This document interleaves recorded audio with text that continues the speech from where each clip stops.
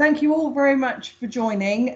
Could I just ask that you turn your videos off or your cameras off, and you have your microphones to mute, please. We are recording today, and it will be forwarded out to everybody who is participating. So microphone's muted. You can ask questions via the chat function. There will be a possibility, I will be raising questions at the end of it, but I ask that you all stay on silent whilst our speakers talk. I'd like to thank Richard, who is a neuropsychologist, Susan, who is speech and language, and Debbie, who I'm not sure if she's still with us. She was there just before everybody started joining, but Debbie Eaton is a case manager who...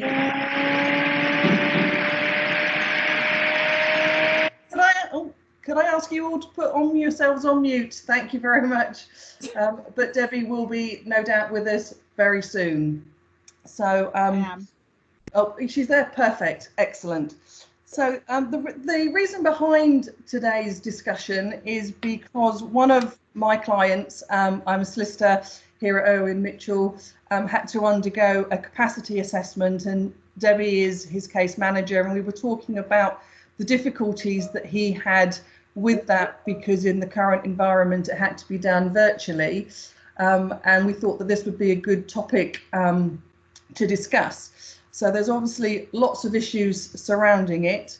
The topics that we are going to cover relate to IT and the environment of giving these sessions, what can be missed and what can be lost, the communication skills needed, are the tests valid, should there be minimum standards, what other evidence can support, and the types of assessment, and whether or not video conferences is suitable for some but not for all. So you'll be pleased to know that I'm going to stop speaking now, and we'll let you hand you over to our experts who are going to talk about this. And the first topic that they're going to discuss is the environment and the IT system and the problems that that can involve.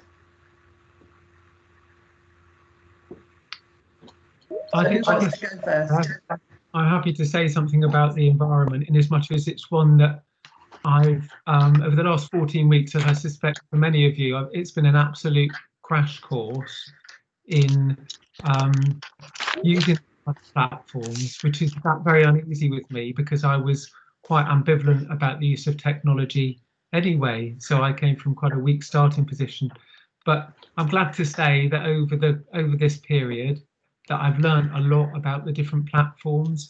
And I think if I stress anything today, it's going to be around preparation and knowledge, really, about trying to learn about what you're using, because you would do that in a clinical context anyway.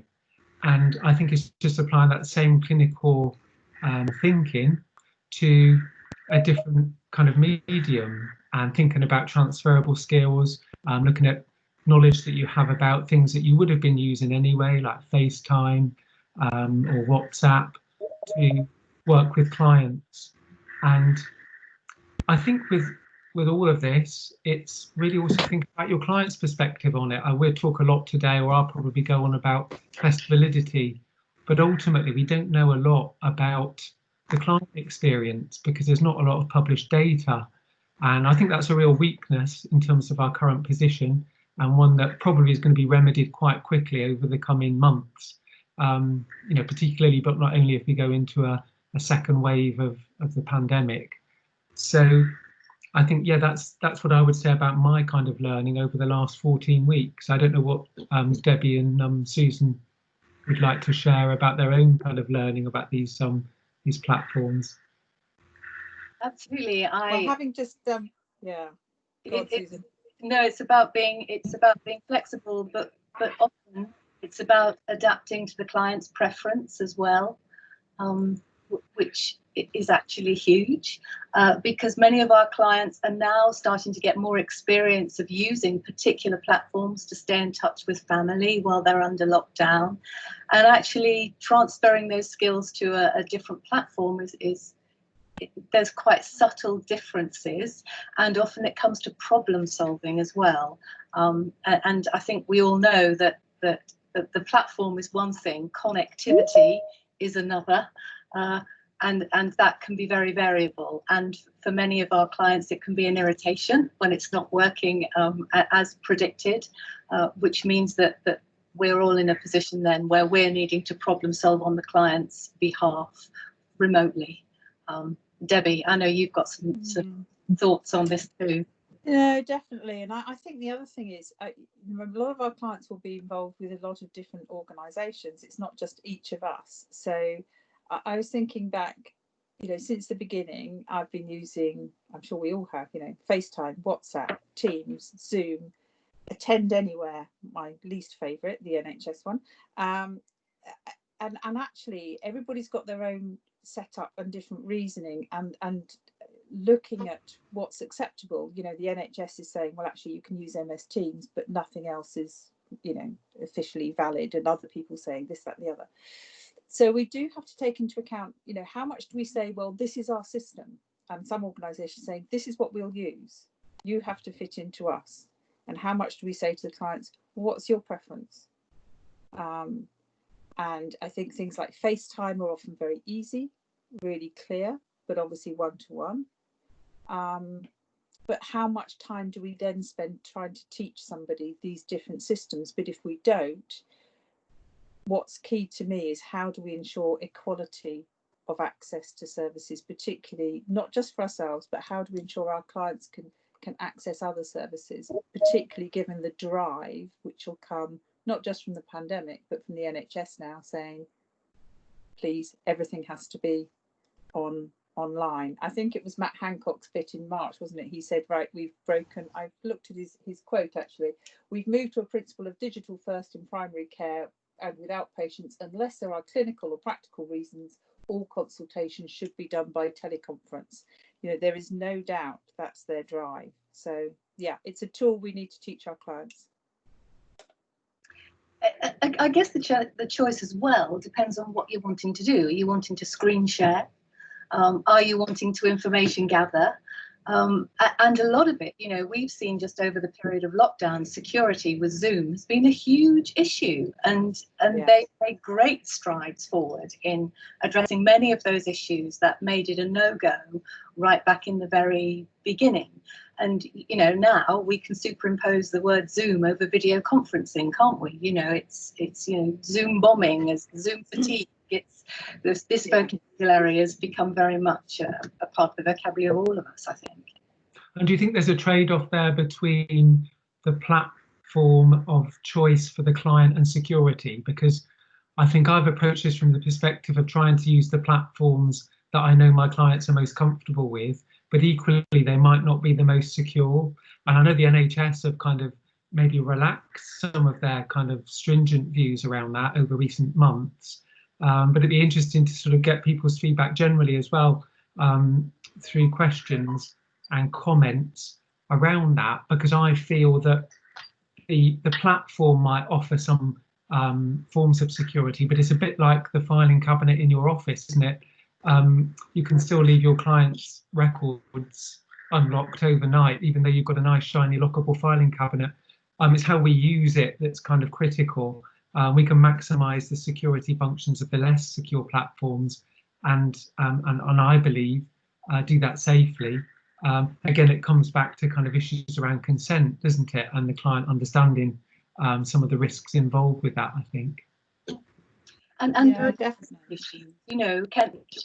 Quite often we have to maintain security at our end, the client at the client's end, us at our end as well. You have to keep updating and making sure you've got the latest version as well, which, as clinicians, the responsibility is on us to make sure that the client is aware of that and is able to make an informed choice as well.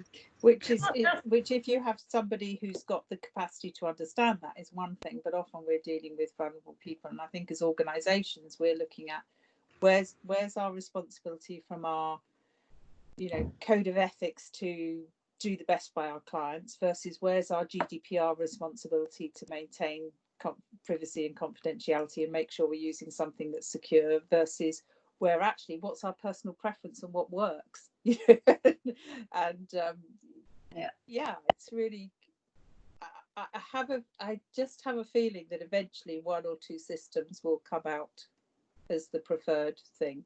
Maybe I'm optimistic, but I really hope so. Sorry, Claire, you were going to say something. That's right. No, I was just going to ask, what do you think has been missed, or what do you miss by doing it on video? And, you know, what do you lose by having it in the virtual world as opposed to face to face? Well, it's certainly a very different interactive experience when we use the video conferencing platforms, and I think that has required some adaptation on behalf of all of us, because, you know, here in front of us we've got some very new information. You know, it's quite novel to be able to see yourself on screen as well as all your communication partners as well. And if we're talking about our brain injury clients, that automatically introduces a whole range of distractions. It's quite hard not to look at yourself. It's quite hard not to look at what's going on in other people's homes as well. That can be equally as distracting as and certainly some of our clients may find it quite intrusive to have professionals peeking into their home as well. But in addition to that new information, there's quite a lot of missing information as well, because here I am sitting looking at you, my colleagues, and I can see your heads and your shoulders. So all that information I use to read between the lines when I have good eye contact with you, and I have a good view of all your facial expressions and your postural shifts and your hand movements, that's missing, you know, when I need to read between the lines. But more than that, it becomes challenging to manage the switches between speaking and listening as well. And that's even before we get into the connectivity issues. Yes, I think those pragmatics of communication are huge, Susan, aren't they?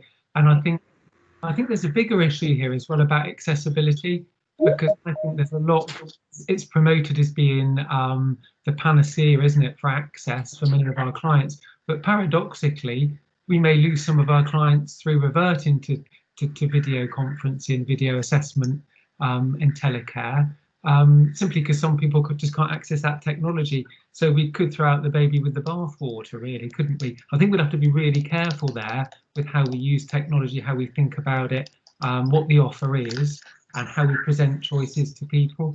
But I think that kind of thing about loss is an interesting one. I had my first communication, I'd put in some costings for some rehab last week, and I had the first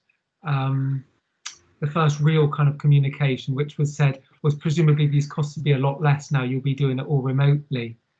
To which I had to reply, well, no, we won't be doing it all remotely, because this is an episode of rehabilitation that is largely functionally driven, and I would say at least 50%, probably more, has to take place in the client's home and community.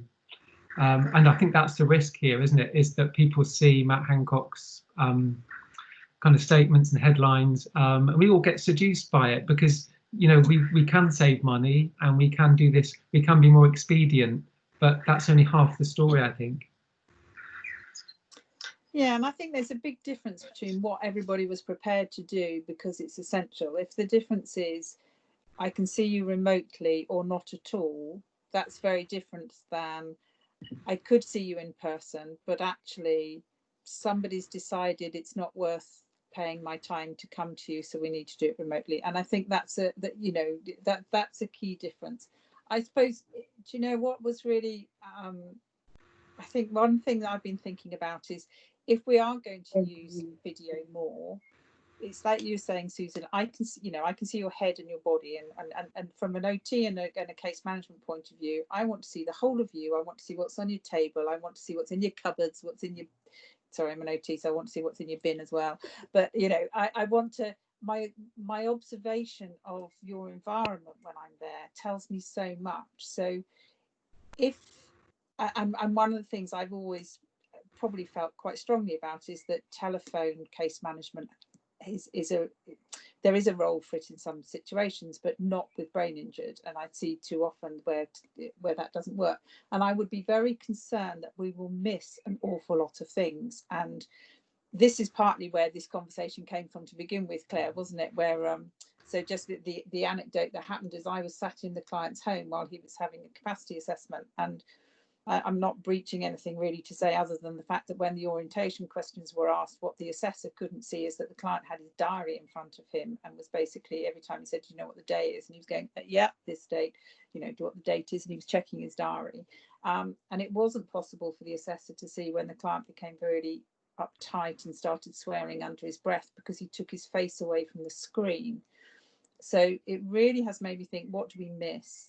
And is a single camera enough?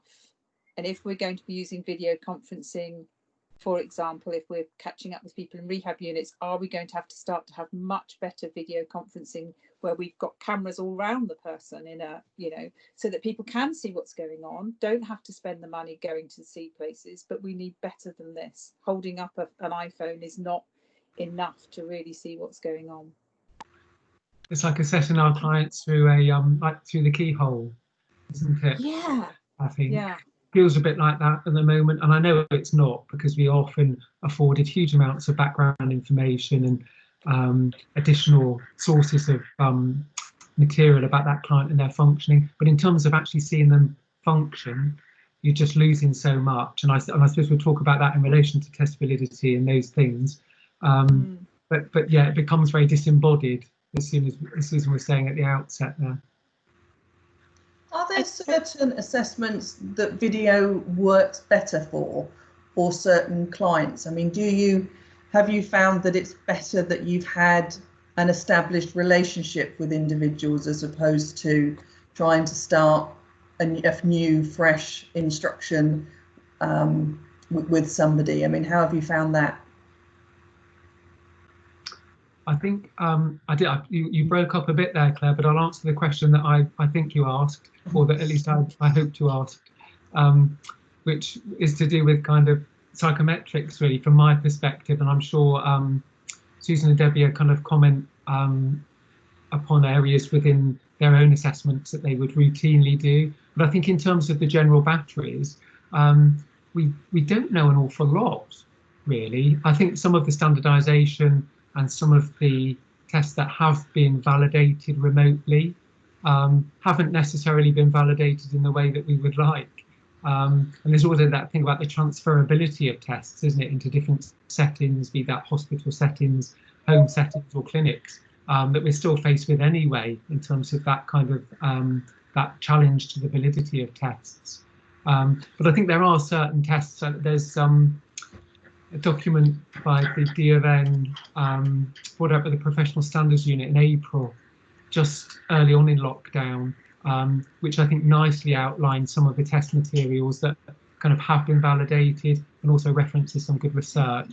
I think, Claire, you have that document, don't you? So if people wanted to access it, if you're happy to forward it on, otherwise yeah. I can signpost people at the end. But I think it's about really kind of thinking about the practicalities of delivering psychometrics, I feel, remotely. How might that look if you're presenting that information in relation to very contentious issues or highly sensitive ones around capacity or certain medico-legal questions? And I think we just have to be very careful about our clinical judgment and reasoning at the moment. Just because we can doesn't mean that we should. And I think that's kind of a mantra that I'm probably carrying through each day with me at the moment with regard to technology.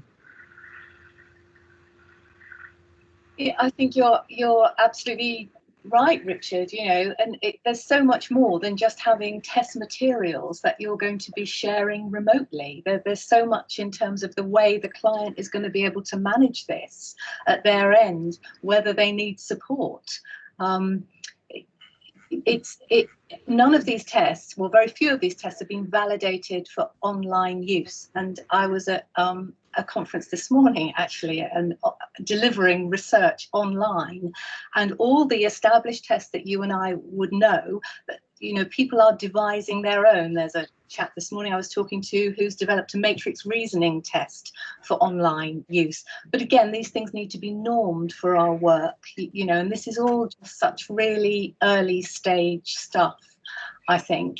But response times, you know, when we have somebody sitting in the room, we'll be looking at how do we manage that remotely. You know, there's a number of issues, I think. And as you say, this is all experiential and anecdotal at the moment in terms of our experiences. But you know, I would be very loath to take a test validated for face-to-face use, certainly without contacting the publisher or reading some peer-reviewed research before delivering it remotely. We've got a lot to learn, I think, as well, and yet we can't stay still. This is the thing, you know, lockdown's been going on for all these weeks, and there's plenty of people waiting for assessments now. So how do we move this forward? I think that's key, really, isn't it? Because I was thinking it's, you know, do you start from a point of saying we do video assessment unless it's inappropriate, and in which case we should do face-to-face, which is where we have been because of the risk of COVID, or do we starting to move to we should go to face-to-face unless video conference would be effective? It's that sort of way round. So I had a situation recently where I was asked to do an INA, and I thought, well, I can't do an INA remotely, but in fact what happened is that if I made contact, the situation was that the person was going to be moved somewhere completely inappropriate. So in fact, I was just thinking, well, this is no different than weighing up anything else. My input to the situation had to be, the benefit had to outweigh the detriment, if you like. So I wasn't able to complete an INA, but I was able to complete a piece of work that meant that the client moved to an appropriate rehab setting as opposed to a COVID-ridden care home, which I thought was helpful. But it meant that I would still then have to do the assessment. And I suppose it's for all of us, it's making that assessment every time. And I think where I'm a little bit concerned, it's like you were saying, Richard, are we going to start having back? Well, of course, you won't be going to see the client anymore. Are we going to have push from insurers to case managers, to therapists, to MDT saying, we expect you to do everything by video conference because we don't want to pay your travel costs anymore? I'm sure the reasonable insurers will be reasonable, and I'm sure there will be some who will be pushing to say there'll be somebody else prepared to just do it video conference. I don't know. Have you had the experience of that, Susan? Have you been asked about face-to-face versus?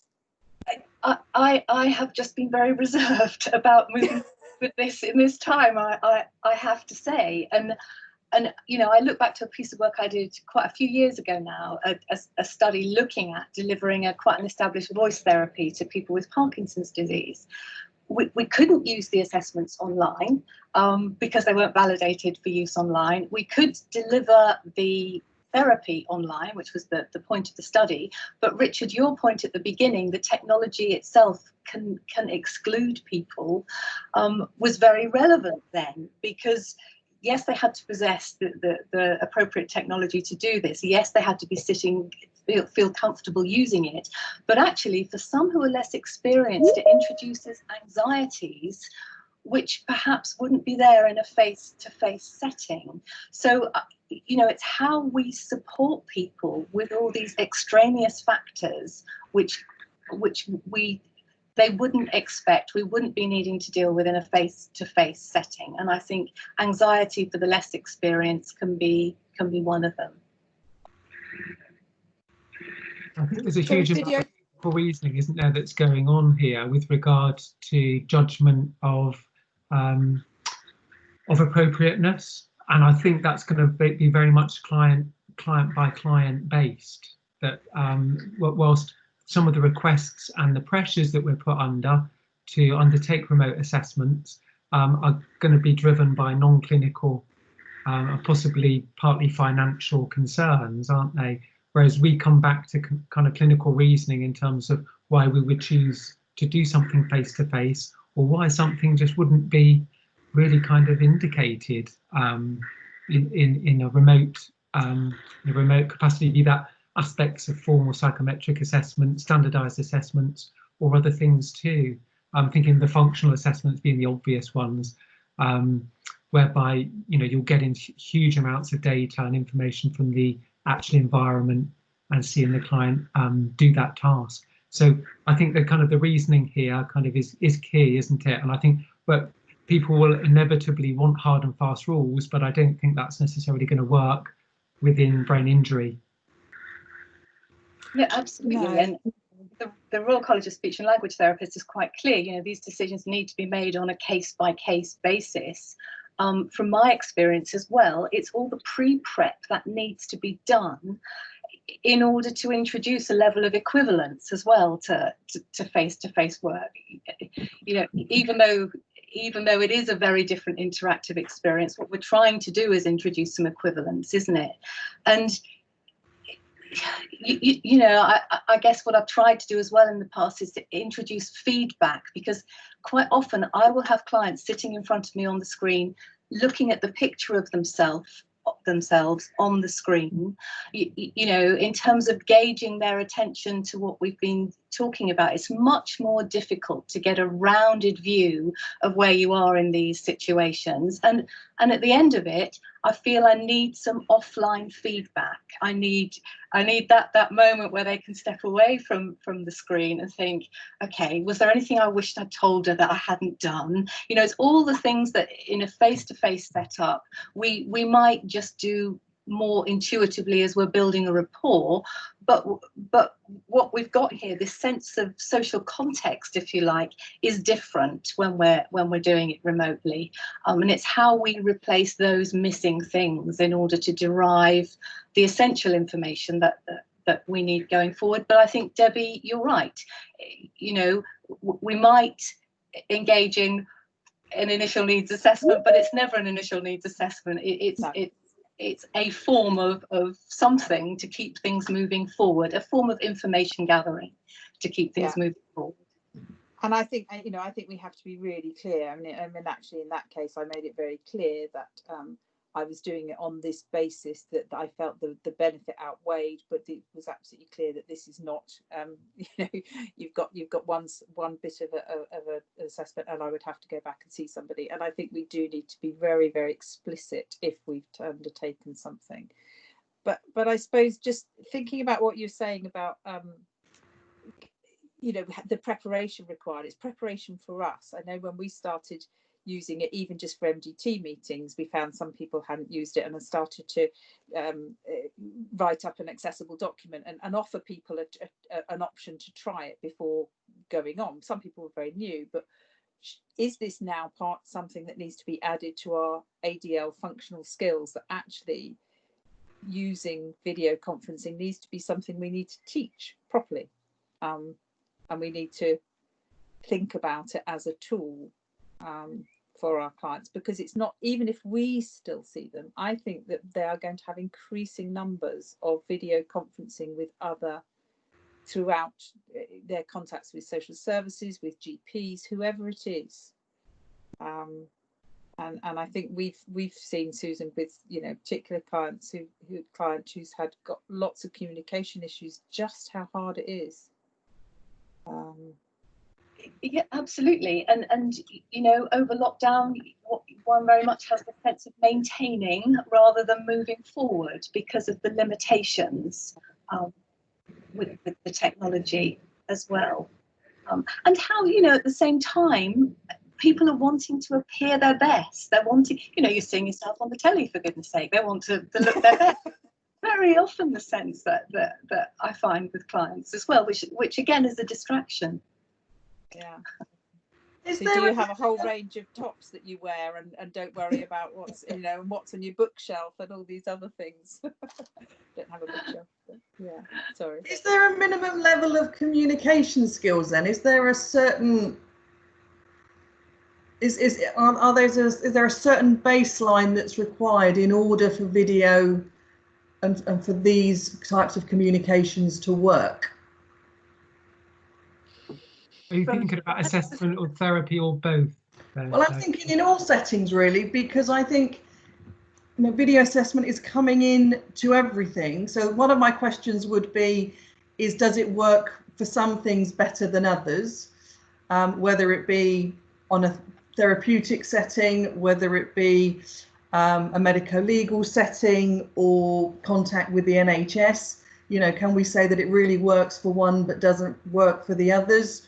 Or is there a baseline of communication needs that our brain injury clients have to have in order to be able to participate in any of them, in any of these formats, irrespective of what's required?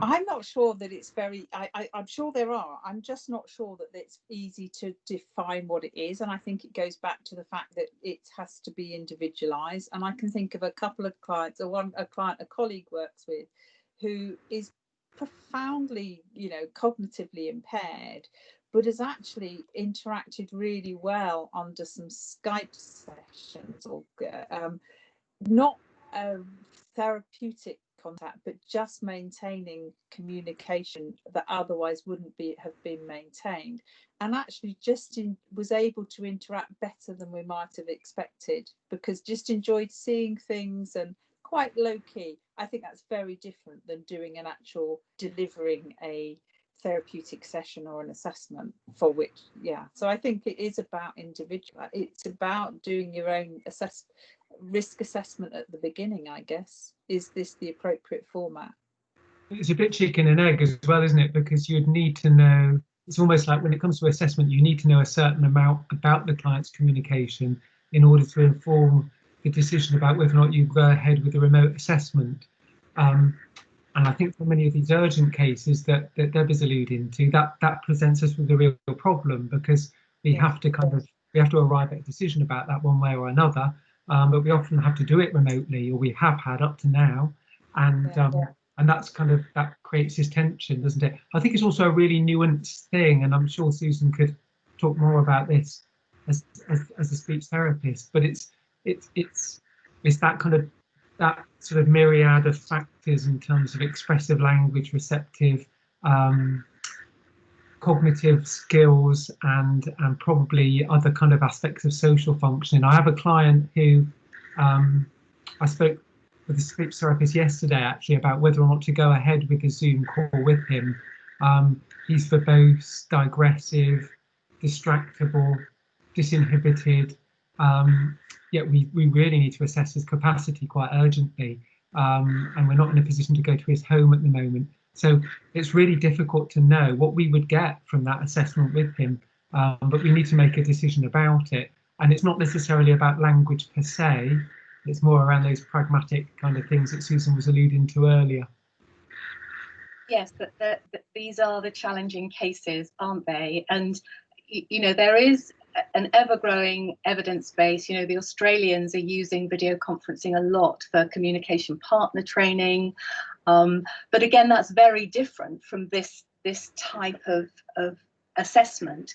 And certainly, the study I referred to a short while ago, conducted a good few years now, that worked because it was very repetitive therapy delivered time after time, so the client knew what to expect. I think open-ended conversation, when there's no existing rapport, can be pretty tricky under these circumstances, because, as I was mentioning before, in face-to-face conversation we do, and in video conferencing conversation we do aim to take turns at speaking and listening, and our cultural norm that we're accustomed to is that one person speaks at a time, and we synchronize our speaking and listening in a very well organized way, those of us who are reasonably socially adept, and typically, Claire's doing this beautifully today, orientating our bodies towards each other, and I'm saying this because Claire's camera is in a different place to her monitor. Usually conscious of where I'm looking. I'm trying to be very good, but most of my time I spend looking over here on the big screen, which is I have to explain myself to people. but not being rude. We typically face each other because we repeatedly scan each other and we're looking for information. We're monitoring for signs of understanding or affirmation or disagreement. And from time to time, our eyes are going to meet. So, you know, I can be talking away. You'll know that I'm coming to an end because my prolonged gaze will rest on the person I will be handing over my conversation turn to. Or, you know, I can see, for example, if Claire wants to jump in and take over because she might be nodding furiously and having a sharp intake of breath. So I'll know, actually, I need to hand over to Claire because she wants to pick up on this point. And this happens in a really well organized way. And when there's breakdowns, you know, we have this rule, don't we? No gap, no overlap. We don't like periods of silence. We don't like interruptions because they're stressful. Those breakdowns are really quite difficult to repair. So let's translate that to the video conference environment where we've got less non-verbal communication and less non-verbal cues to pick up on to smoothly manage those turns. And then we've got the quality of the call. So somebody may freeze, you know, time lags make it really difficult to know when it's somebody else's turn. The available body language, non-verbal cues are much more difficult to read. It's harder to know when to jump in, and it's much easier to end up talking over each other, and then you need to repair that. So, and in addition to that, you know, time lags add an extra element for interpretation as well. I had to attend an interview about a year ago now, and there were 3 interviewers on the screen in front of me, and suddenly one of them got up and started rummaging around in a box down on the floor, and I thought that my connection had gone. I thought it had gone and that nobody was able to hear me anymore because they were doing other things. The social context is slightly different in video conferencing. And you know, let's put this in the context of brain injury. You know, those of our clients who need that extra assistance to focus on what's relevant, they have great difficulty filtering out what isn't relevant. You know, they need support to transition to new topics. They need help to repair a conversation when it all goes wrong. This is tremendously draining, really. And they need structure and support in order to smoothly manage that. But that's pretty difficult when you're at the assessment stage as well. And, you know, Claire, you delightfully manage this technological arrangement that you have in your office by explaining. And I think this is the thing, we need to be explicit. And you know, those of us who want to take notes during an assessment, it's probably second nature for us to say, yeah, I've got my pen, I'm going to be taking notes as you're talking, just so I can pick up or remember some of the things that we were talking about afterwards. I'd say it's even more important when we're video conferencing. You know, if there's a hoolie blowing outside and we need to close the window, it's important to say, well, the wind's up, if you don't mind, I'm just going to go and close the window. Otherwise, people will assume that the connection has gone. And actually, I have a tale I can tell from last week where I was on a call and somebody was leading this call and was obviously checking their phone as we were having this conversation, and very unfortunately picked up a text which told them that the family dog had died. So this poor lady dissolved, it unraveled at that point. So moral of this story, don't be tempted to multitask either, because whilst it may seem quite a straightforward thing to do, it isn't, and there is potential for this to unravel quite spectacularly. Do you have some top tips then? What would you, if I asked all 3 of you to say, if there are 2 things that you would advise clients to do, or for preparation for either assessors or assessees via video link, what would they be? I think with our client group, I say our client group, I know it's a very heterogeneous population, but I think it's about knowing that the person has support available, even if that support isn't immediate or in the room, because there's a lot of emphasis now on ensuring that there's no one else in the room, particularly, but not only for medico-legal assessments and more formal interactions. But many of our clients need that.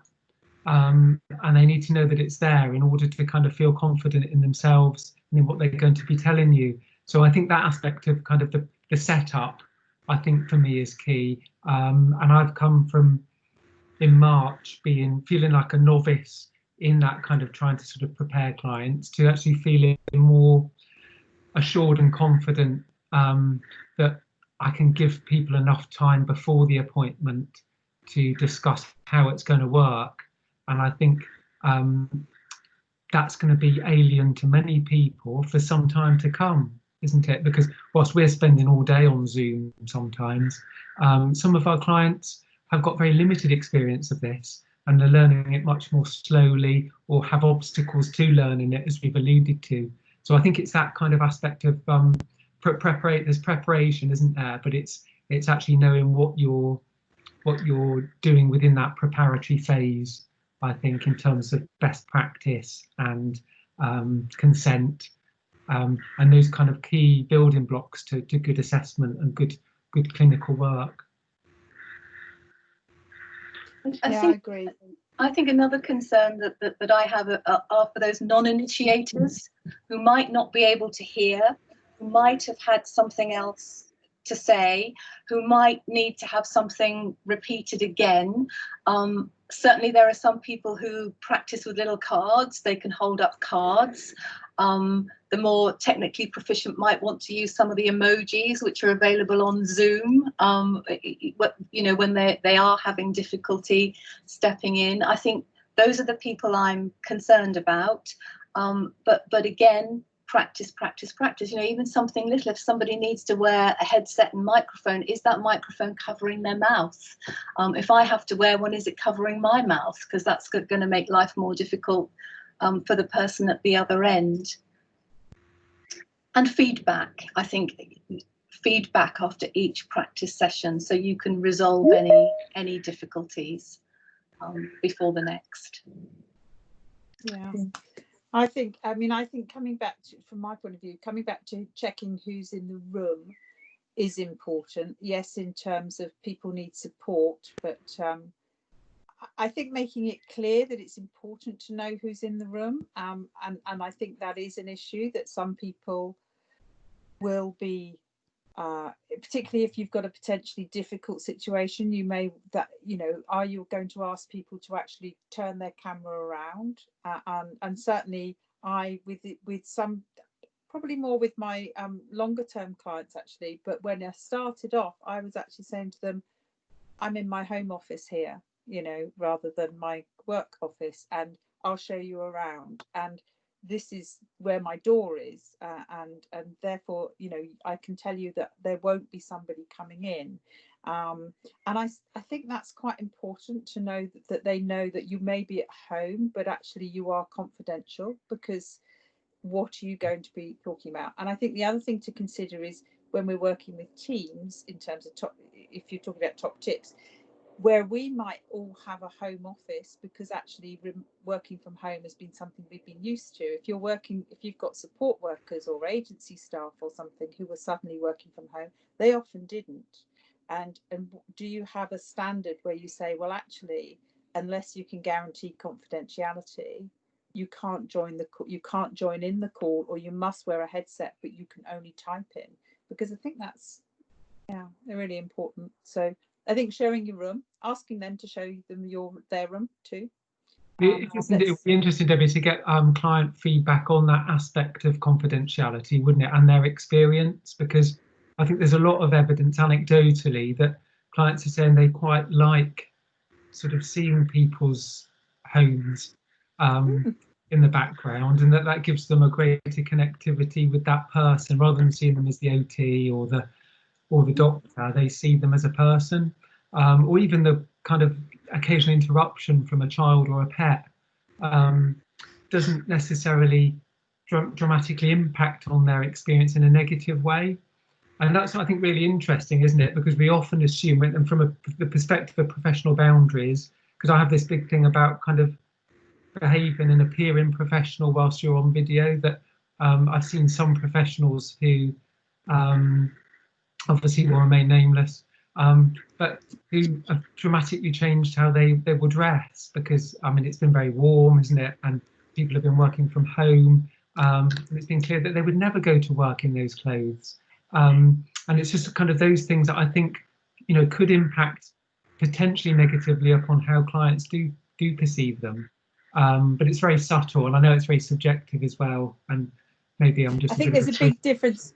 Yeah, I think there's a big difference between a dog or a toddler coming in than them being worried that actually there's another adult. And I've actually had it the other way around. I have had a video conference myself where I was the patient actually since lockdown, and I have to say it was quite an unnerving experience, because I just, yeah, it certainly felt more unnerving than I'd have felt the other way around, because it was that feeling of I don't know, what's the setup, because actually the person doing it was not very open about the setup, and it wasn't anything particularly controversial, but you know, you start thinking, well, actually, how does this feel? It feels strange.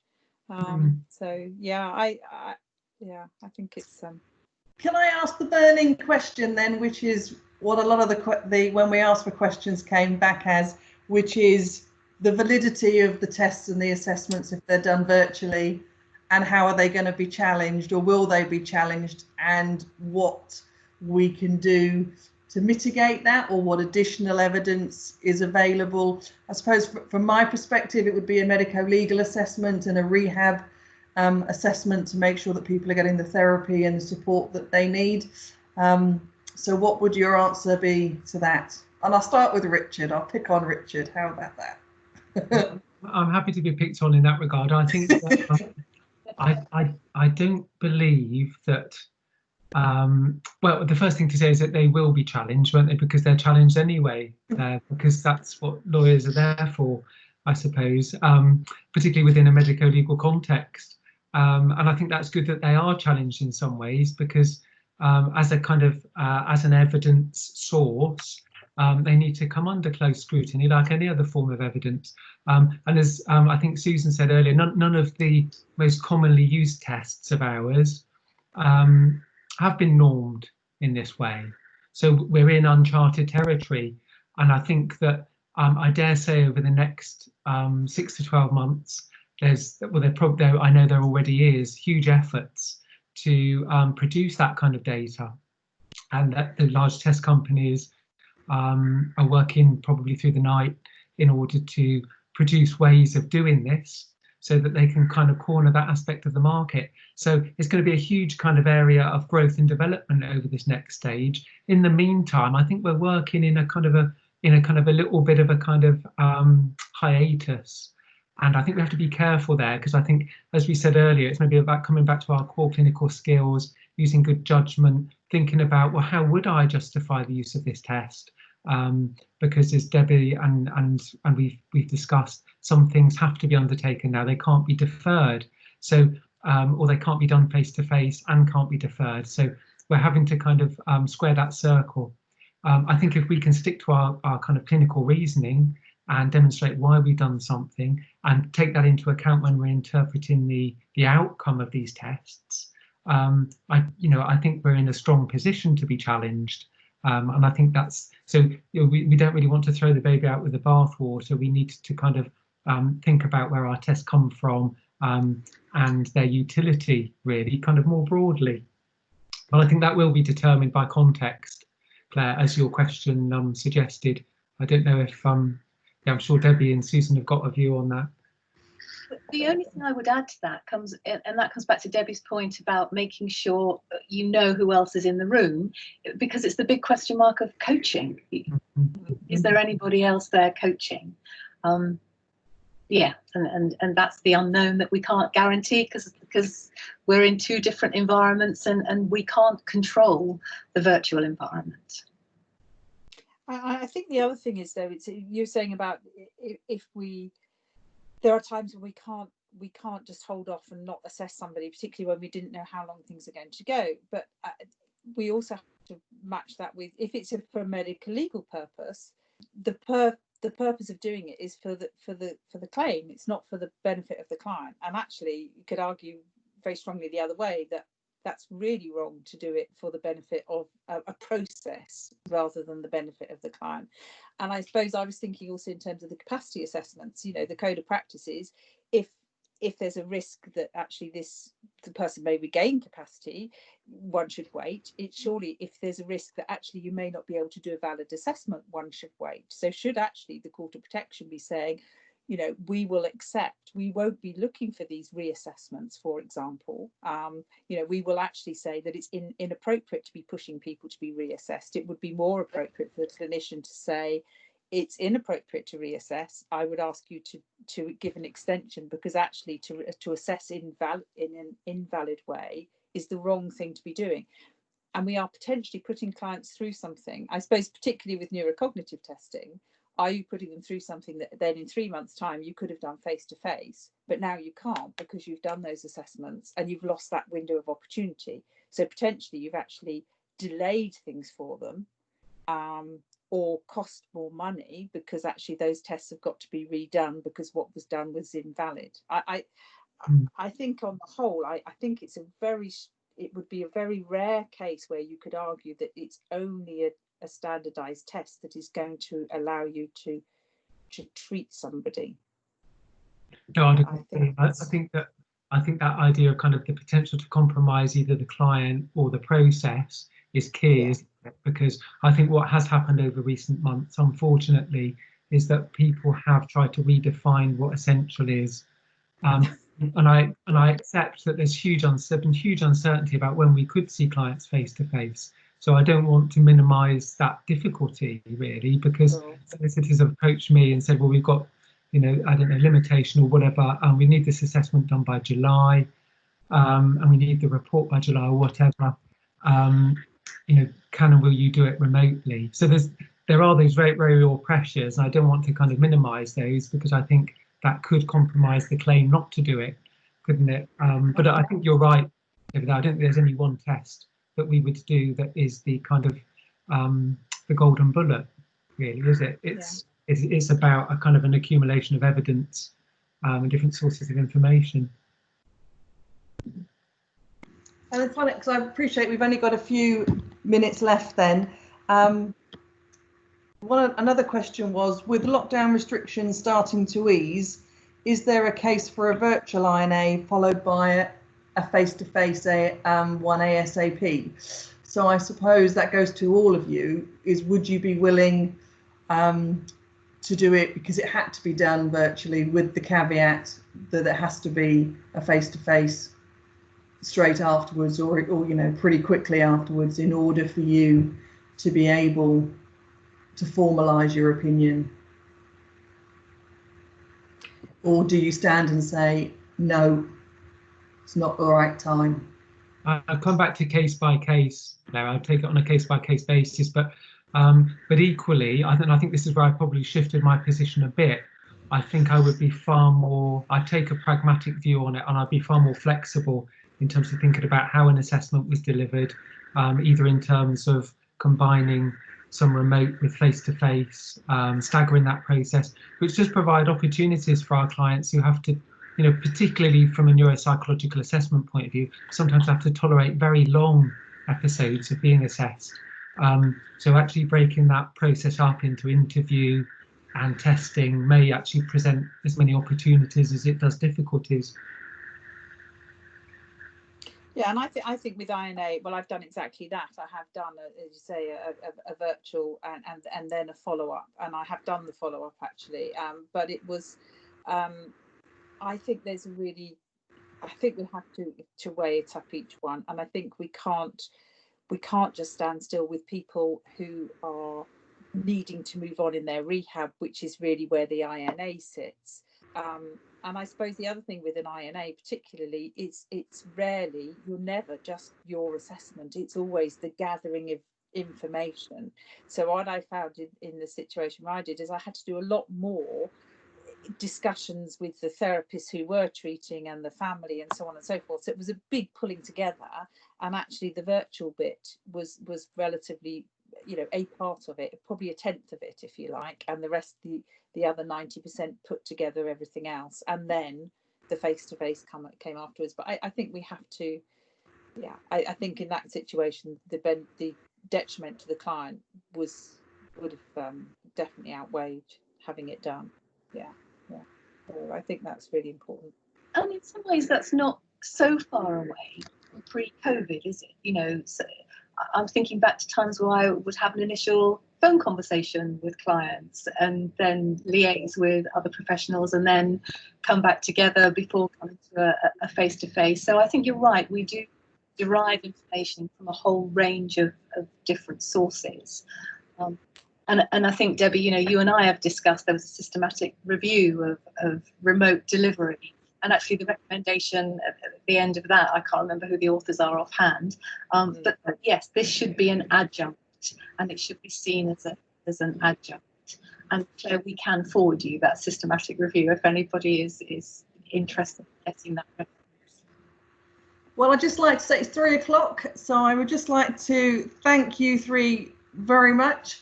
It's been really insightful.